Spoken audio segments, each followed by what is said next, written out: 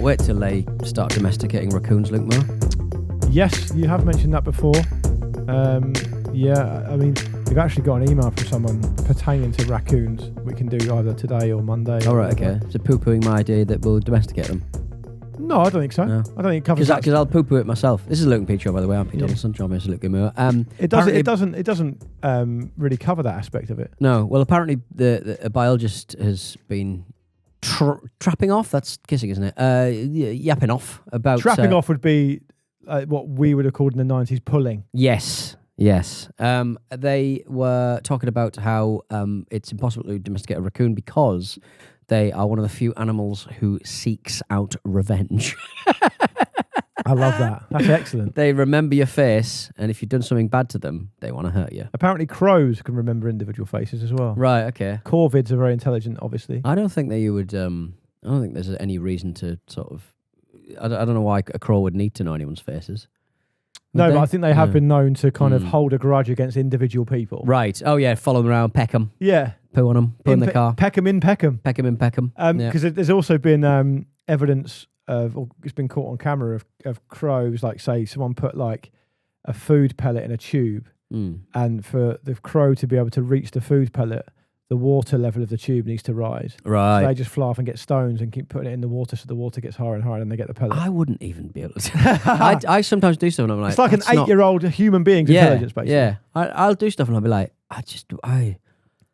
I'm approaching this all wrong. I'm being a real silly sausage. Yeah. What was most of your food choices, your lifestyle choices? Just generally, if I need to do something. If I need to approach like a DIY job, I'll always sort of go right round the houses before I go... Oh, I could just use a screwdriver. I never bother with any DIY. I told you I'll do light bulb changing. I can do a plug. Right. I could do a shelf. What's the? I can put together a flat pack, although the wife I have access to normally does that.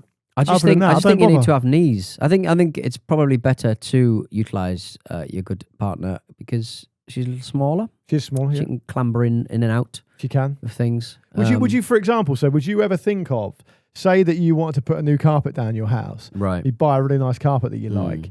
Would you ever think of doing the calculations and then installing it yourself?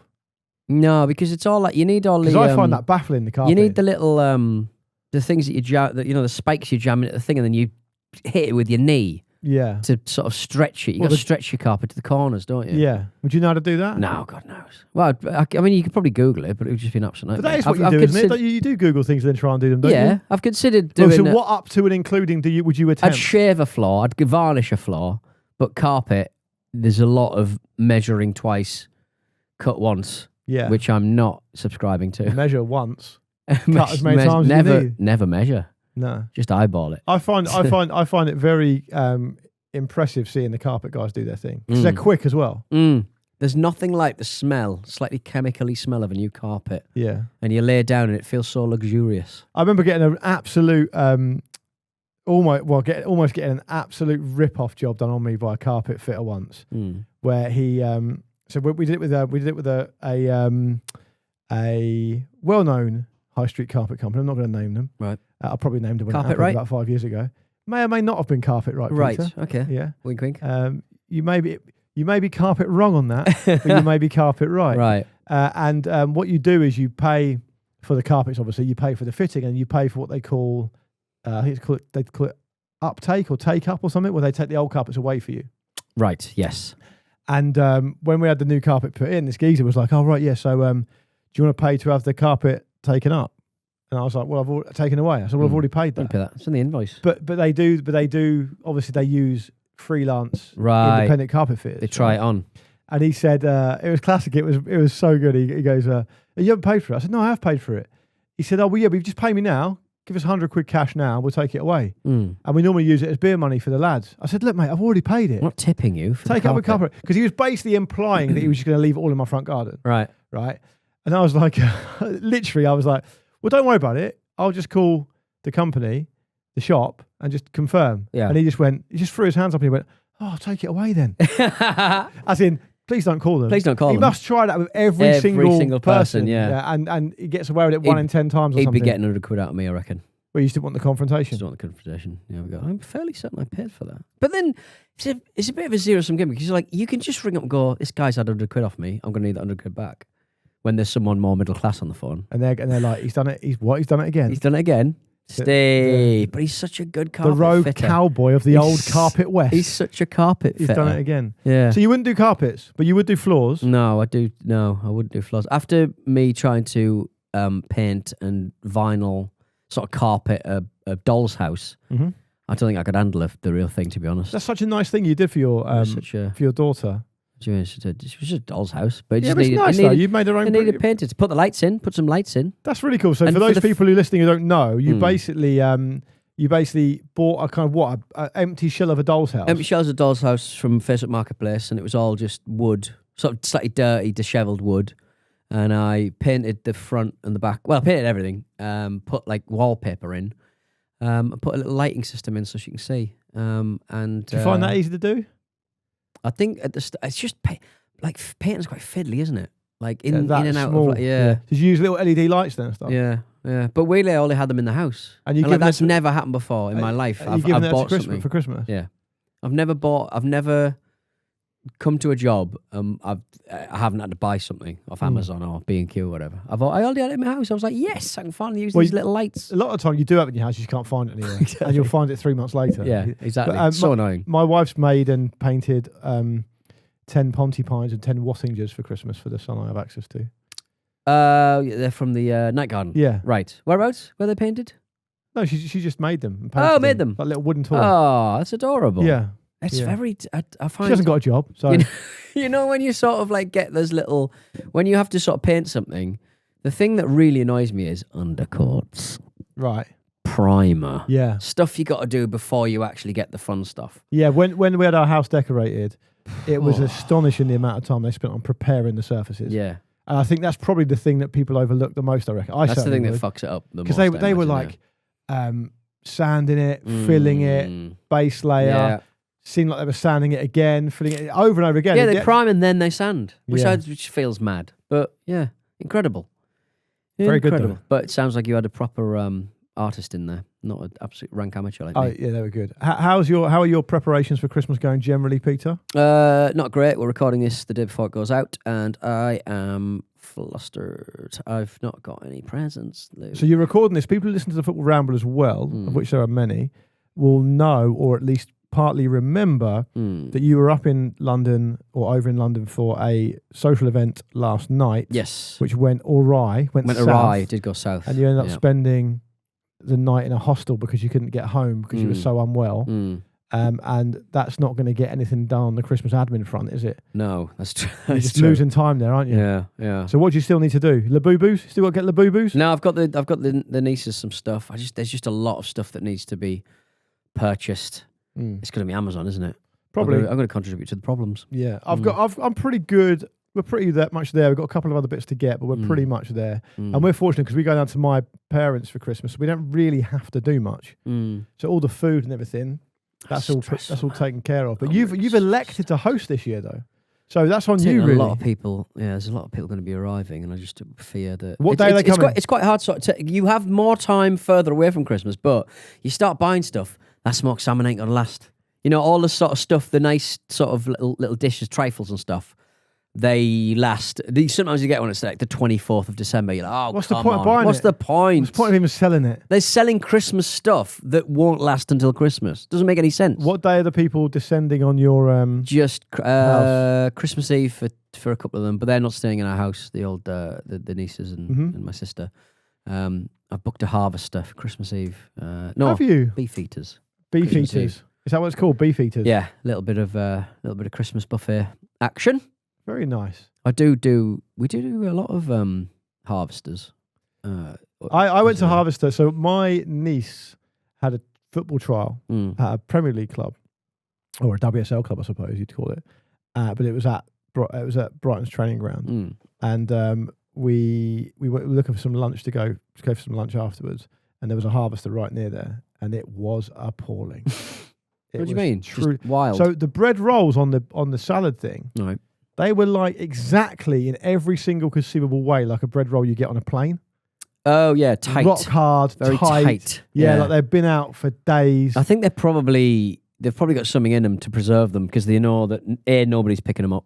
If you've got the choice of like some sweet potato salad or Yeah, but the salad bar crispy there's onion terrible bits as well. Yeah, You'd expect it. the salad bar's very overrated. They but trade on it, so you Yeah. expect it to be good. It's not good, is it? No, shredded carrots. Yeah. Turn that into a coleslaw and I'll eat it, but I'm not having shredded carrots. And I think, do you get spoiled, do you reckon? Because even when you live in London, you don't really have a need to go to a harvester. Because there is a harvester quite near where I live. Yeah. But you never have a need to go there because There's so many other there's so options. many, yeah, Right, exactly. But I think if you're in because the Brighton training ground isn't even in Brighton. It's like a bit further out. So Right. I think it's in Lancing, Mm, which is obviously a small town. yeah. So I don't imagine many of the players are going there on the way home. No, probably not hitting up the harvester. They're probably more sort of the peri peri chicken kind of vibe, aren't they? Nando's. You can say Good for you. Nando's. I say Nando's. Well, Yeah. you didn't want to say carpet right earlier. I If think- it isn't, if indeed it is carpet right, I didn't I want- couldn't think of another carpet company, to be honest. Floors for you. You're making that Is that up. one? That's I'm gonna not look it a up. thing. There must be one Floors called for you. Floors There's for gotta you, be, right? yeah. Well, there's everything for you. What's the most obscure thing you could buy and there'll be a for you? Ostrich meat. I'm going to type in Ostrich meat for you. Ostrich. Do you reckon it's such a prevalent meat name for a company for that it'd be you. for everything? Yeah. There won't be one called ostrich meat for you. That's Ostrich mad. meat for you. That is mad. There might be one No. called meat for you. There's the meatman.co.uk. He's He's selling doing some well. ostrich He's meat. doing well on the SEO. Yeah, he is. Yeah, he's right at the top. Yeah. Hmm. I wonder how he's getting those rankings. Exactly. Yeah. We had ostrich meat when we were in South Africa, didn't we? We did indeed. You do see it. You see it quite a lot in Aldi's. Do you? Oh, there's a company called Viva who have launched a campaign against ostrich meat in Tesco's. Is it bad for the environment? Is it cruel to the animals? Apparently- What's the vibe? Apparently, Tesco's was the largest supplier of ostrich meat. Yeah, I'd have that. Really? They're a massive company, aren't they? Yeah, but do you see a lot of ostrich meat in Tesco's? I don't think I do. Just because of footfall, It's not in generally the old- people are going to be trying it. It's not in the old meal deal, is it?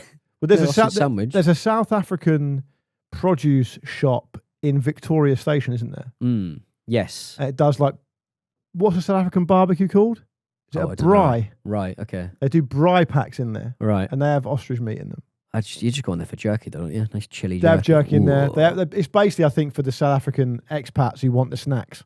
Who live in the southwest of London, I suppose. There'll be an Probably Australian good one that position, sells really. I Tim suppose Tams, people that are going kind of stuff. to it's Clapham, innit? It's where a lot of Clapham and Is it? I don't really know. I thought the South African diaspora was in West South London. all the Antipodeans are all kind of like southwest London, aren't they? Is South Africa Antipodes? Yeah, it's Is counted. it? Yeah, it's counted, isn't it? Is it? South Africa. That's why they're quite similar. South Africa, Australia, New Zealand. I thought they were all Antipodean, aren't they? I don't know. I don't know what makes I don't know what an antipode is. Australia and New Zealand only, apparently. Oh, I always thought South Africa was. Maybe I'm just thinking of the rugby or cricket or something. Must just be, yeah. Oh well, never The mind. dictionary definition is Australia and New Zealand used by inhabitants of the Northern Hemisphere. Is there any reference to South Africa in that No. Wikipedia? No. I'm annoyed because I've been thinking that for years. People have probably been laughing at you behind your back. Probably. What yeah. was your memories of when we went to South Africa? What was your impression? We saw some little lions in a little zoo, didn't we? That was bad, wasn't it? That was bad. That Probably bad. was bad, that. Bad. At the time, I didn't realise, but I we think got it was bad. We got to play with them, didn't we? I think we knew it was bad back then. Did we? Yeah. But we were like, I wasn't thinking about seems to it. be one. It was it's just rare we got a trip out, one would suggest. Saw a big snake as well. We did see a big snake. We got I was wearing like a leather. It was it's weird, wasn't it? Because it felt like it should be warmer, but it's not. It was bloody cold. It God was damn it. cold. I remember I got a great photo of me with a big python around my neck. Mm. At one Yeah. point when we were that place that had all the crocodiles and all the snakes, that felt to me at the time as being quite lax. What do you mean? As in like what security? Well, I'll tell you and- what I mean. Mm. At one point, the bloke just said, "Do you want to have the snake around your neck?" Yeah. To which I said, "Yes, please."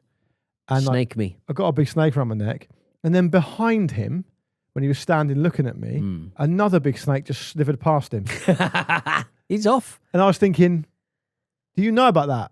Is that just could that have just popped in though?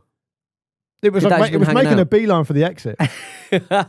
Go and catch your train. And what was weird about having the python around my neck is you could feel it starting to constrict. No, it could. You could. It starts to coil around you slowly. Right. It's not- Slowly, right? Yeah, it's not like I mean, it's kind of weird, but it's not like they're gonna strangle you. So it can't move very fast. It just sort of slowly constricts and They start to curl around you. I don't know Right. if it's intending death, Right. but it started to crawl around me a bit. Yeah, I just want a hug. yeah. Maybe I was happy with it. Yeah. I'm not bothered about snakes really. No, I'm not a big. If I wouldn't want to have a big spider on me. I don't mind. I don't mind anything like that. I don't mind. I just don't mind. The other morning, speaking of that, we went. My son woke up. I did the usual. Got him up. Went into the living room. What I normally do on the weekend, I'll say, right, get yourself in the living room. And sometimes he wants to play with his toys, and sometimes he wants to watch a bit of telly or whatever. And weekends we can't. In the morning we allow that.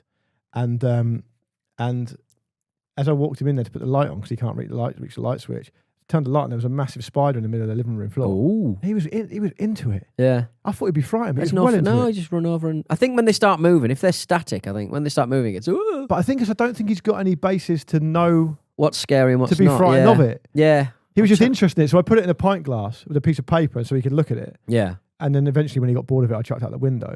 Because I don't kill anything in the house apart from mosquitoes, wasps, and that's it.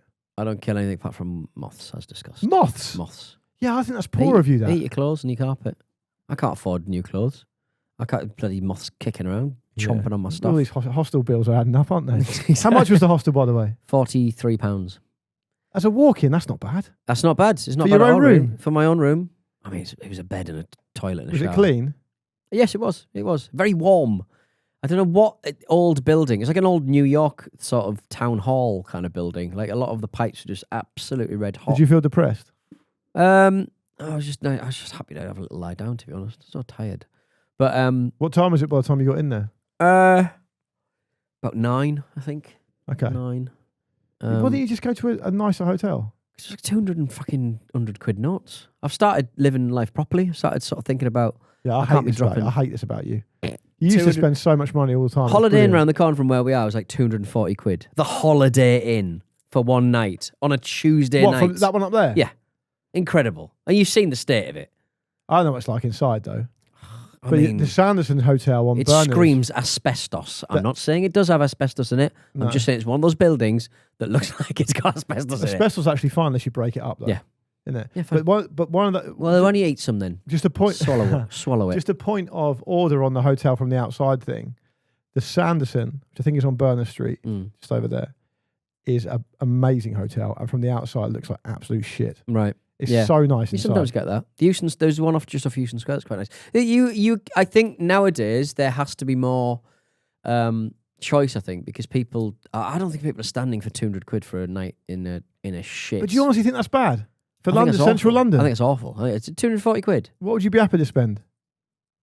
I would have gone up to about 75, 99. I think you're living in a dream world in this economy. I know. It's a disgrace. If you go when you stayed in the Ibis in Portsmouth that time, how much was that? That'd be cheap. That was cheap. Yeah, that was. I think it was probably about 70 quid, but it was a Saturday night. That was a low point for me. You're in Fitzrovia. I know. It's a different vibe. Why was the Ibis in Portsmouth a low point? It's the worst place I've ever been, and I'll include the hostel that I stayed in last night. Full of shouting French teenagers. What the hostel was, you mean? Yeah. What was so bad with the Ibis? It was very sparse. The carpet was very thin. Yeah. Again, felt asbestos. Yeah. It really did. It really is the sort of place you do yourself in. It really is. Oh, Peter, don't bring the mood down. Not a week before Christmas. Oh, sorry. It's literally a week before Christmas. Well, a lot of people will be facing Christmas without anyone. Don't bring that in then. Well, I'm just saying we're here for them. I got a Moonpig reminder that Auntie John's Christmas card needs to be sent today. She's died. And she's died. Yeah. Unbelievable. That is the problem with the old Moonpig, isn't it? You have to update that yourself. I need to tell how do I tell Moonpig that Auntie John is no longer with us? I think you just fill in a form. Do you fill in a form? You probably have to tell them. But we'll just delete the reminder. Yeah, no, I've unsubscribed now, but I'm just like, do you have to sort of email and go, can you stop reminding me about my Auntie John? Yeah. Weird, isn't it? It's a weird world we live in. We live in a world of total double speak, don't we? I'll tell you what I mean by that in a minute. Let's have a break, and when we come back, I'll gild that lily a bit further. All right, then. It's the looking picture. I'm Pete Donaldson. We got a lily, and Luke has got some wet molten gold. Well, I wouldn't go that far. Right. But what I would say is that it's interesting to me the extent to which I was actually speaking to your friend of mine, Rick Edwards, about this the other day. I did fight and talk with him, and we were chatting about life. We had a bit of downtime. We were chatting about life generally, because all of our kids are a similar age, aren't they? So we were just talking about things. Anyway, and I was talking about how I had a really weird experience the other day. So I'll tell you what happened. 3 things in a row happened to me, which I think sum up what modern society has become I don't mean this in the kind of old man way, but I just mean as in the society we've built for ourselves, all of us, everyone listening here and us and everyone else. So basically, Pete, I woke up in the morning to some emails. One was from Amazon, right? Yeah. And it said, like... can you remind Pete about his Auntie Joan, please? Yeah, said do it sensitively, though, because he actually passed away. No, and it was about an Amazon subscribe and save, right? And it was obviously automated. Yeah. And it said, we get our cat's food on subscribe and save. So every month they send 2 bags of cat food. They keep sending me too much dog wormer. I difficult think I to might get to eat it myself. It's difficult. Yeah, I think you should definitely do that. Book the hostel again. Book the hostel. Yeah. So it's difficult to get the amounts right, isn't it, on the subscribe and save? You always end up with too much or you run short. So we've got these 2 bags of cat food, and it's normally I think £14 a month or something, right? And I got an email saying, "Good news, your subscribe and save item, Meowing Head's cat food, is now £18 a month, right? A 10% saving." Right. And I was like, okay, but it fucking isn't a 10% saving. You've charged me £4 extra. Yeah. But you've basically decided to so the 10% saving would be off the retail price, not the subscribe and save price. But you're basically lying. You're costing me more money. And I was like, how can they get away with that? And the reason they get away with it is because they say you are technically still saving, because if you just bought it as a one-off, it'd be more money. Right, yes. But it's a piss take. You're basically fucking lying, right? Yeah. So I was like, that's annoying. So that annoyed me, right? Then I had to go and do something. I think I was going to the driving range or whatever. It's very busy that day.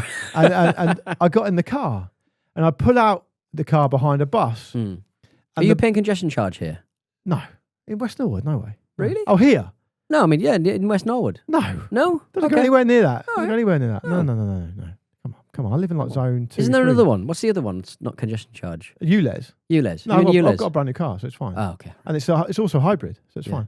They'll come for you. So, they will, of course. I pull out behind this bus, and the bus is on the back of it. It's got an advert for the firm Esso. Oh. The petrol company. I thought it was going to be the pet food.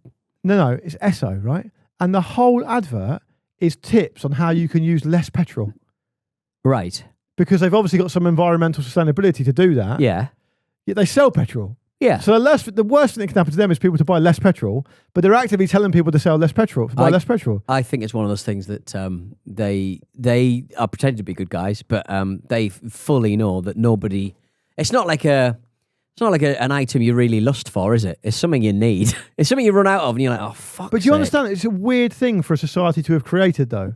Because also, outside the driving range on a big billboard is a gambling firm advertising how you can gamble less. Yeah. I think there's a Paddy Power, one of the big ones on telly are advertising, and they go, and the whole advert is about a man saying no to do any gambling. Yeah. Yeah. So that's 3 examples in one day of the complete double-speak world we now live in. Yeah. Because mandated almost. But the reason the gambling companies have to do that, by the way, I know this for a fact, is because the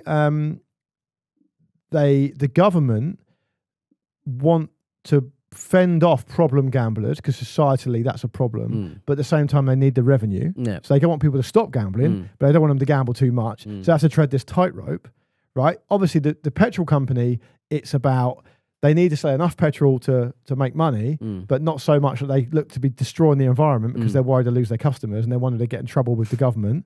And the Amazon thing, I mean, they've completely monopolised the entire society. Of consumers. And also, I just think that there's no brand loyalty to different petrol firms, is there? I don't go, lovely bit of Esso. Nah. Lovely bit of, I don't know any of the others. I suppose you Castrol. might have, maybe you've got loyalty points. I guess. Yeah. Do you do any of that with the old, they always ask me, and I don't know. Nah. And I'm not, and as discussed, I'm not doing a charity donation. Oh yeah, we've talked about that before. But you know, those examples I've given, it's all quite Orwellian, isn't it? Yeah. Yeah. Is a like real wolf in sheep's clothing kind of bollocks, isn't it? I just think that, you know, to me it feels like, because if you look at, say, BP's logo and BP's lovely Shell communication, no, that's Shell, obviously. It's a green and yellow flower, right? Yes, and it's like if you didn't know who they were, if you were beamed down from another planet, you would think they were like an environmental company. Yeah, they'd be called Beautiful Planet, and they've done it on purpose. Yeah, and then they've also sponsored the Nature Photography of the Year at the Tate Modern competition. Yeah. You would like, there must be other, like, you'd be like, oh, fuck off. If, like, bearing in mind, like, art is supposed to be about truth and honesty and, you know, telling a story. And well, do you reckon a lot of photographers just refuse to be involved in it then? Maybe no, but I think that I think the companies that do these kind of like the Tate should be saying we've got enough money, we don't need to be sponsored by fucking Esso or BP or whatever. Yeah, no, yeah. I mean, but I guess that I suppose it's just a money thing. Isn't it? It's just a money thing. And at the end of the day, every company seems to be owned by some terrible company. So even the ones that seem okay. We like all the adverts business. On this show, don't we? We like all the adverts on our show. All of them are fine. Yeah. They've gone through a very vigorous vetting process when they get put into my email to say, yeah. Oh, you read all of them, so you know who they are. I don't even know who they are. I don't listen to the Ostrich advert. Meat for You. Yeah, you should do an advert for that. Sponsor for Ostrich Meat for You. Do a mock-up and then send that as an example to every ostrich meat company. So here's what you can have a piece of. Yeah. Before we go, shall I give you a little a lovely little Reddit post that I very much enjoyed from the Ask UK subreddit. Sure. It's an American. What is the Ask UK? What is that? I think it's just well, apparently it's the number one subreddit for Brits and non-Brits to ask questions about life and culture in the United Kingdom. Okay. So we should try answering them ourselves. Exactly. Somebody said, can someone explain an interaction I had in London? Nice. So I'm an American over in London on vacation. I was walking through the Camden market area with my mum. Kind of looking at the ground, minding my own business. As we're passing by this one group of guys, out of the corner of my peripheral vision, I see one of the guys pointing at me and he says, "You like my shoes? I'll break your neck if you keep looking at them." Keep in mind, this dude was so far in my peripheral vision, I didn't even see what his shoes looked like or what he looked like, for that matter. I just keep walking. It took my brain a few seconds to process what this guy just said, but my mum said she saw it and heard it too. Needless to say, his comment would definitely not go over well back home. Was this just some English humour my American brain didn't understand, or was this guy just being an arsehole? And someone replied, "This is actually pretty common. This is a group of what's known as a bunch of cunts." Yeah. Well, Camden, you get characters. Get characters in Camden. I remember a man... Not as much as you used to do, but you do still get them. My formative kind of memories of Camden was a man... I saw a DVD in a gutter, and it was a pirated copy of Made in Manhattan, the J-Lo nice vehicle. Ben Affleck vehicle? Yeah. Probably. And I picked it up, and then this bloke ran over, grabbed the DVD and sort of jammed it into my neck and went, "Don't fuck with me, I'm Dougie Fresh," and then he ran off with the DVD. It's just after you moved to London. It wasn't that far in, yeah. It's Ray Fiennes, not Ben Affleck. I just checked. Right, okay. But you do have to get involved. You do have to get used to how London kind of works. Yes, yeah. Because you'll get you need to filter out imminent danger, general menace.